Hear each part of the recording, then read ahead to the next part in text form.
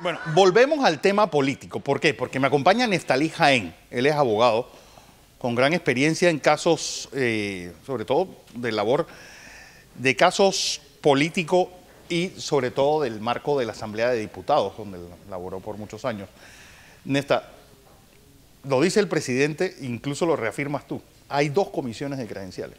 Correcto. Yo soy del criterio que, en efecto, en este instante hay dos comisiones de credenciales. No porque la Asamblea haya hecho un acto sobre pretexto de que es soberano, y eso tiene un límite y lo vamos a explicar más adelante, y procedió a escoger otra comisión, sino que el 1 de julio del año 2017, que se instala una nueva Asamblea, días después proceden a instalar nuevas comisiones. Y el artículo 41 del reglamento de la Asamblea, que es ley de la República, y que inclusive forma parte del bloque de la constitucionalidad de nuestro orden jurídico, establece que las comisiones se escogen por un año, es decir, ese año legislativo, en cuando se instala desde el 1 de julio de un año hasta el 30 de junio siguiente. ¿Tú eres de los que cree que la recepción de ese amparo por parte del magistrado Zamorano realmente debía que detener todo lo que se había hecho? Correcto, correcto. Para ir por parte, vuelvo al punto de inicio. Se escogen por un año las comisiones de manera permanente. Ese año vence el 30 de junio del 2018. Y la siguiente pregunta que nos hacemos, ¿y esta comisión que acaba de nombrar la Asamblea, por cuánto tiempo se escogió? Por otro año, en base al artículo 41. Se escogen por un año, lo que dice. Se escogen por un año, lo que establece el reglamento ley de la Asamblea. Entonces, por eso el magistrado admite el amparo para... Y entonces él dice, bueno, se suspende hasta tanto emita una decisión.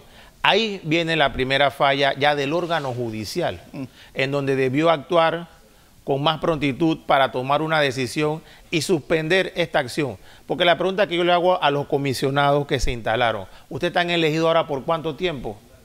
Ah, por lo que queda hasta el 30 de junio. ¿En base a qué artículo de la Constitución y de la ley de la Asamblea, del reglamento, ustedes están escogidos hasta el 30 de junio, si el reglamento establece que es por un año?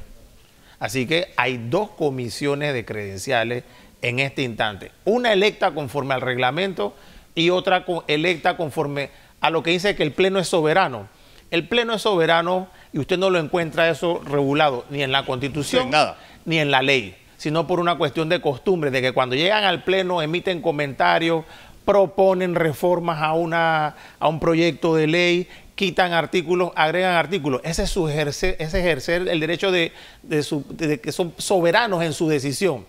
Pero cuando usted agarra el reglamento de la Asamblea, ley de la República, insisto en esto, que forma parte del bloque de la constitucionalidad de nuestro orden jurídico constitucional, lo primero que hace el diputado el 1 de julio, que va a iniciar su quinquenio constitucional electo, es jurar fielmente, cumplir la Constitución y la ley.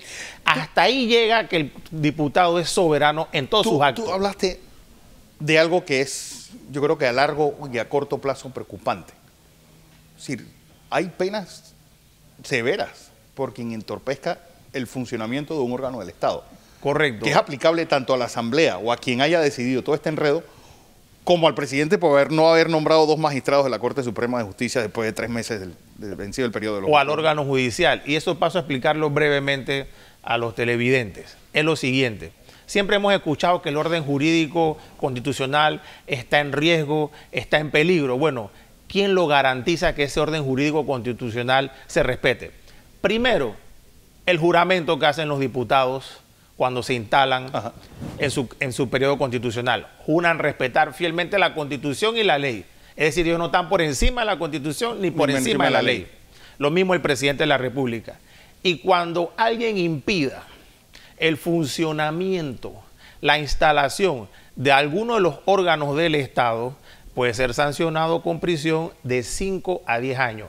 Es el Código Penal, en el artículo 435, que viene a tutelar el bien jurídico del orden constitucional panameño.